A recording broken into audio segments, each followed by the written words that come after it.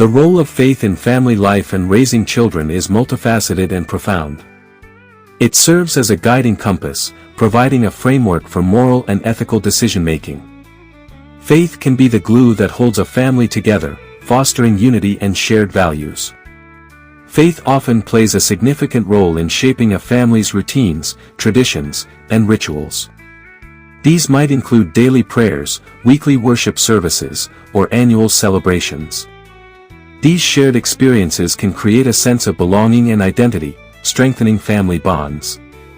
When it comes to raising children, faith can provide a solid foundation for character development.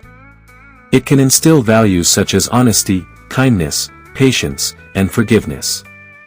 It can also offer answers to some of life's big questions, helping children to navigate the world around them. Moreover, faith can provide comfort and hope during challenging times.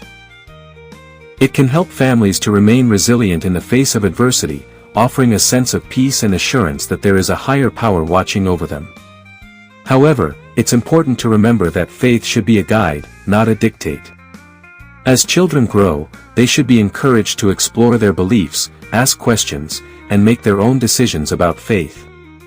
This approach can foster a genuine, personal faith journey that will serve them well throughout their lives.